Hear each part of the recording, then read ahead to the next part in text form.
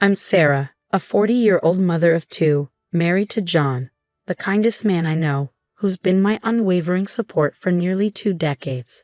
Life's had its ups and downs, but I've always believed that the people you're with make the ride worth it. That was until my younger brother Tom decided to take control. Tom is 8 years my junior, always rushing into poor decisions and failing to take responsibility. He's the type who believes the world owes him something. Mom always said he'd grow out of it, but at 32, he's still the family's ongoing project. It was a Sunday, the kind of day that's meant for family at Mom's. Her home was our refuge, filled with memories of our childhood. As usual, John, the kids, and I gathered there to enjoy Mom's famous roast and listen to her stories from a time we only knew through her words. That's when Tom barged in like a storm we never saw coming. The door slammed against the wall, and in he came, a smug grin plastered across his face. He wasn't alone. Holding onto his arm was a young woman, barely out of her teens, her pregnant belly unmistakably visible in a dress that looked more suited for a nightclub than a family meal. John almost choked on his tea. Emily, my 12-year-old, whispered that she was going to be an aunt, while Max, my 8-year-old, couldn't stop asking why Aunt Lisa's dress was so shiny. "Everyone meet Lisa, my fiancée," Tom announced proudly, like he was presenting a trophy. Mom's fork dropped. "Fiancée? Tom, we talked about this." Lisa tossed her hair and glared at us. "Yep, we're getting married, and this little one," she patted her belly, "is Tom Jr." The room fell silent, the only sound being the ticking of the clock. John cleared his throat. "Congratulations, Tom. That's quite the news." Tom smirked. "We're staying here for a while, until we find our own place." Mom tried to smile, but I saw the worry behind her eyes, like she was setting herself up for something bad. That evening, after the kids went to bed, John and I sat down. "Sarah, your brother, he's not just reckless. He's exploiting your mom," John said. I knew he was right. Tom was like a hurricane, and we were all caught in his path. The only question was how much damage he would do before he moved on. The next few days blurred by with Tom and Lisa settling in like they belonged. Lisa turned the living room into her personal lounge, lounging with her feet on Mom's antique coffee table. Tom spent his days glued to his phone, laughing at things no one else could understand. Mom was running around, making meals, cleaning after them, and never once hearing a thank you. Watching her, it felt like she was slowly losing herself. One evening, I found Mom in the kitchen alone, looking older than she should. "Mom, you can't keep letting them walk all over you." She sighed. "Sarah, he's my son, and that baby. I can't turn them away." I wanted to scream at her, to tell her she was being used, but I stayed quiet. Family is complicated, and sometimes love means turning a blind eye, even when you know it's wrong. And that's how it began. Our new reality. Tom and Lisa, the ungrateful guests, while the rest of us tried to maintain some peace in a house that suddenly felt too cramped. Little did I know, this was just the calm before the chaos. Living with Tom and Lisa turned everything upside down. Every morning, Lisa would come into the kitchen, complaining about back pain or cravings, still in her pajamas, demanding breakfast like she was the queen of the house. "Sarah, make me some of those pancakes. The baby wants them," she'd say, without so much as a please. I'd bite my tongue and try to keep calm. "Sure, Lisa. Let me just get Emily and Max ready for school first." Tom wasn't any help. He'd be sprawled on the couch, feet on the coffee table, absorbed in his laptop or video games. "Hey, when's breakfast?" he'd yell, not even looking up. Mom tried to mediate. "Sarah, they're just young. Don't forget how we were." I wasn't buying it. "Mom, we didn't act like entitled brats." But she just waved me off, rushing to serve them like it was her job. As Lisa's due date drew closer, things only got worse. She left a mess wherever she went, dirty dishes, piles of laundry, while she sat on the phone, chatting for hours. One day, I couldn't take it anymore. I found her in the living room, feet up on the coffee table, chatting loudly on the phone. "And then I told Tom we need a new car, something safer for the baby," she said. I couldn't hold back. "Lisa, this isn't a hotel. You can't expect everyone to clean up after you." She rolled her eyes. "Chill, Sarah. I'm pregnant, remember?" Tom finally spoke up. "Sarah, lay off her. Can't you see she's carrying my kid?" I shot back. "Being pregnant doesn't give you a free pass to be a slob, Tom." Mom walked in, wringing her hands. "Please, let's not fight. It's not good for the baby." I looked at her, her face drawn with exhaustion. This isn't right, Mom. You're killing yourself for them. But she wouldn't listen. They're family, Sarah. What else can we do? The days dragged on. Tom and Lisa would disappear for hours, leaving Mom to clean up their mess. They'd return with shopping bags, laughing and bragging about their great day out. One evening, I overheard them talking about their wedding plans. We need the best, babe. It's our day, Tom said, his arm around Lisa. Lisa giggled. Of course, and your mom can help with the expenses, right? I couldn't believe my ears. You're planning a wedding you can't afford and expecting Mom to pay for it. Tom shrugged. Why not? She's got the money.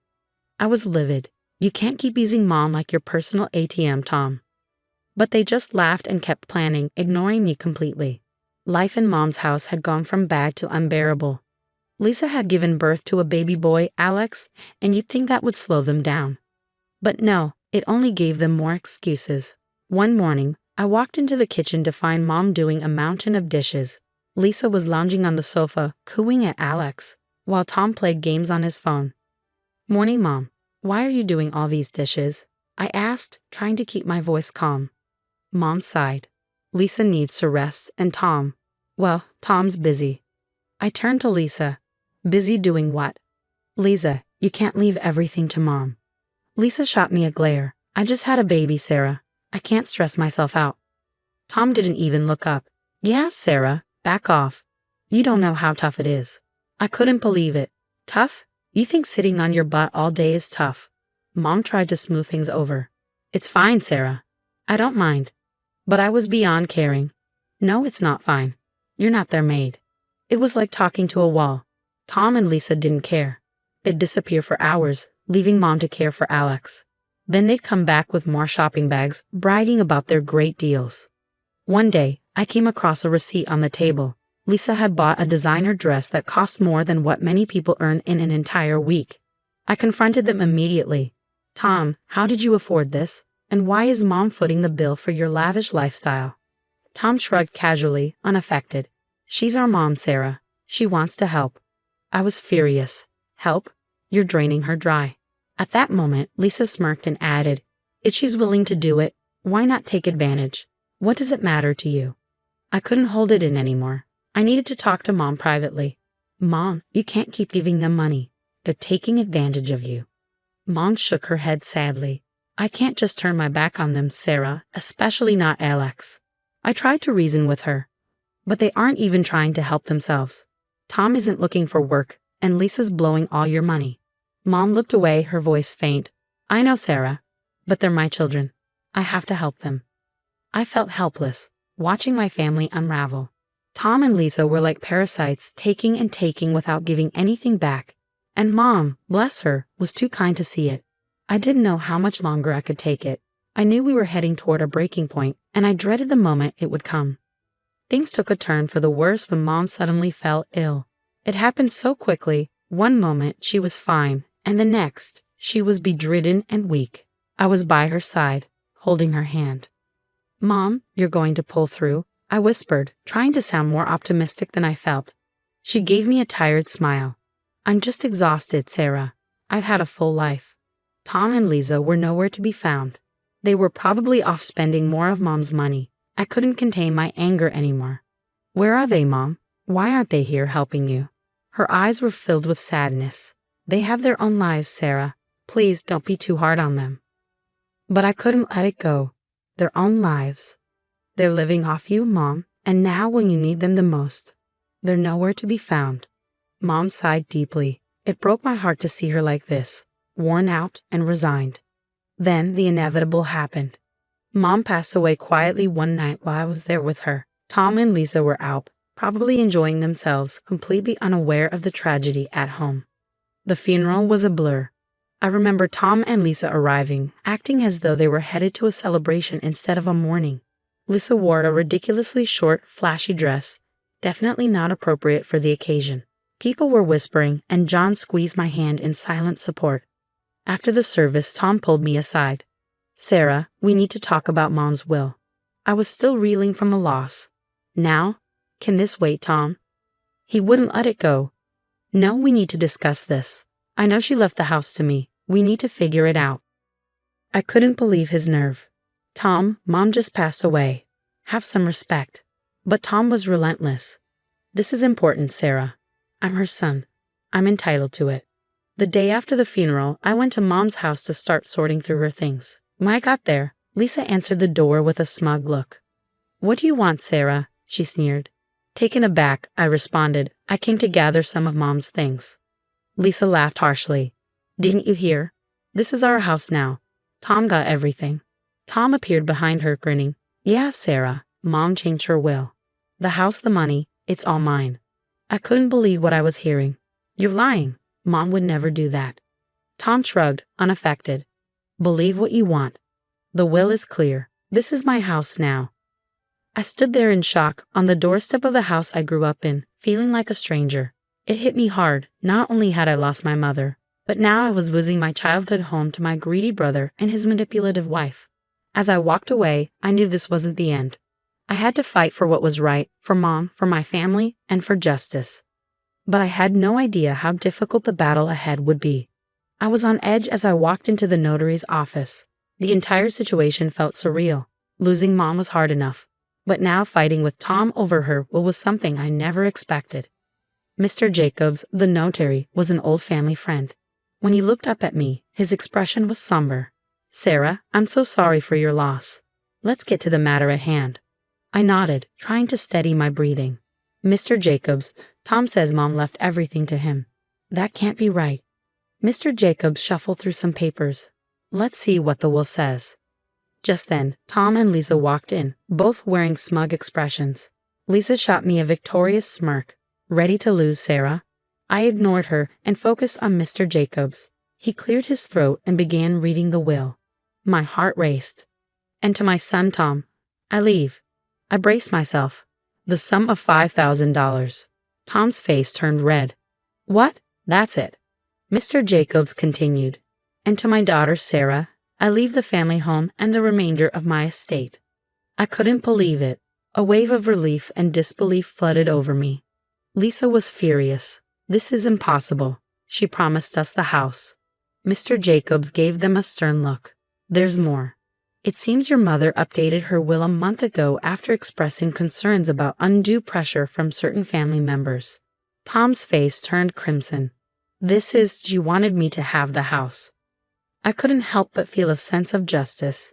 Mom knew what you were doing, Tom. She knew you were using her. Tom turned to me, his eyes burning with rage. You did this. You turned her against me. Lisa screeched. We'll contest this. We'll get a lawyer. Mr. Jacobs raised an eyebrow. You're free to do so, but be aware that if it's determined there was any coercion in the previous will, there could be legal consequences. Tom and Lisa exchanged nervous glances, their confidence faltering. I stood tall, feeling stronger than I had in months. Mom saw through your greed. She made sure her wishes were honored. Tom stormed out, cursing, with Lisa following him. I lingered, thanking Mr. Jacobs before leaving the office. I felt a mixture of sadness for Mom's passing, relief that her final wishes were respected, and lingering anger at Tom and Lisa's behavior. A few days later, Tom stormed into the house, his face red with fury. How was it fair, Sarah? $100,000 for you and just $5,000 for me. I was going through some of Mom's papers, but his outburst made me stop. Tom, that's what Mom decided. You know she had her reasons. He slammed his hand down on the table, making me flinch. Reasons? What reasons could she have for screwing me over like this? I took a deep breath, trying to stay calm. Maybe because you and Lisa have been taking advantage of her for years. Tom's expression twisted in fury. That's our inheritance. We're entitled to it, he yelled. That's when I found it, hidden in a drawer. A letter from Mom. Her familiar handwriting was unmistakable. I pulled it out and began to read. Tom's gaze locked onto me, a blend of curiosity and apprehension. What is that? It's from Mom, I replied, my tone calm. She explains everything here. The letter was clear. Mom had originally set aside $100,000 each for Tom and me. But as Tom and Lisa's requests for money grew, she began deducting from his share. I looked up at Tom, his face full of disbelief. When Mom wrote her final will, you'd already taken $95,000, Tom. There was only $5,000 left.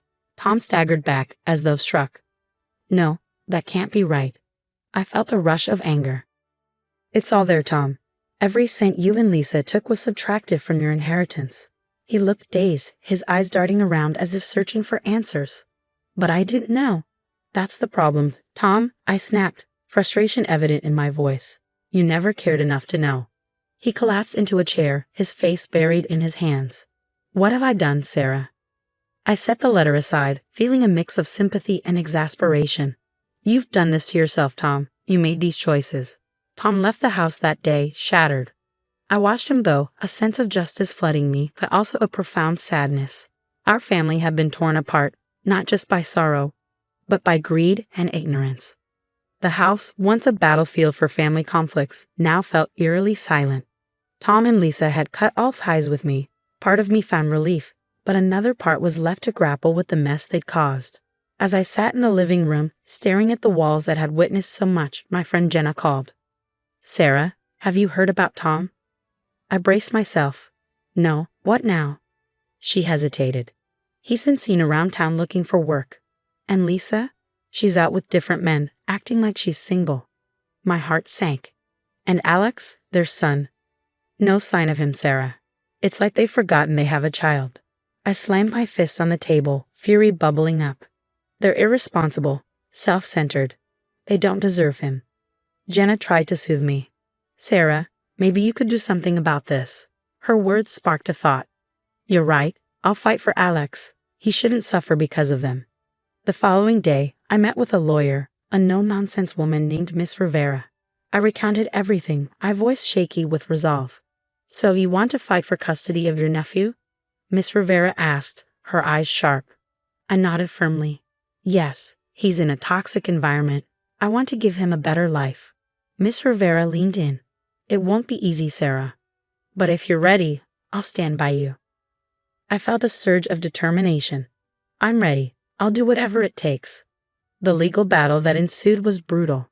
Tom and Lisa were unpredictable, sometimes willing to cooperate, other times fiercely combative. But I stood my ground.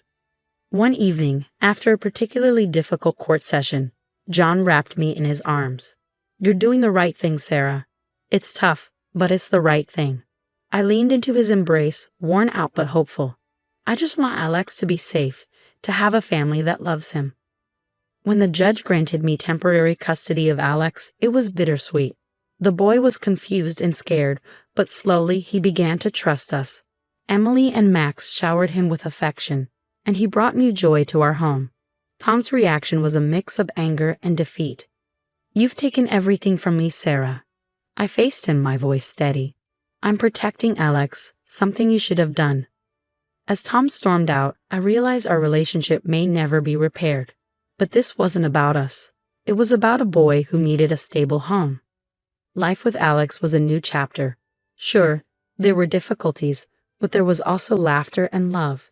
He was becoming a part of our family, and I was determined to make it permanent. Looking back, I knew it was the right choice. It was time for new beginnings, an opportunity for healing, growth, and the chance to build a future full of love and security. The house, once a symbol of family discord, was now filled with joy and the sound of small feet running through the halls. Alex had become an integral part of our lives, his presence a constant source of delight and amazement. One evening, as we tucked him in, he looked up at me with his big, innocent eyes. Aunt Sarah, am I going to stay here forever? I smoothed his hair, my heart swelling with love. Of course, Alex, you're part of our family now. He smiled, his tiny hand grasping mine. I like it here. Emily and Max are fun. I kissed his forehead. We love having you here, sweetie. As I left his room, John was waiting for me, a proud smile on his face. He's really settling in, isn't he? I nodded, feeling a deep sense of accomplishment. He is. We're giving him the life he deserves.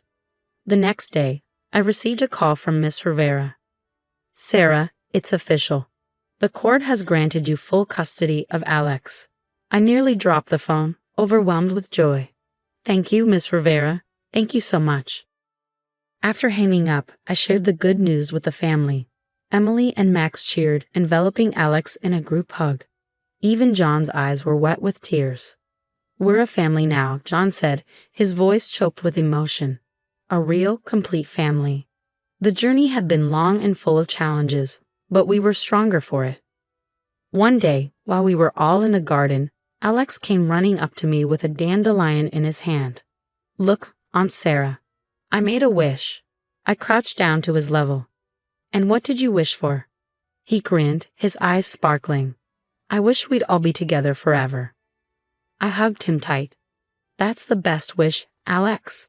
And it's come true." As I looked at my family, I felt an overwhelming sense of peace. We had weathered the storm and come out stronger. Our future was filled with hope, love, and the promise of new beginnings. This was our story, a story of the power of love and the strength of family. Thanks for watching, and I hope to see you again in the next video. Stay stunned.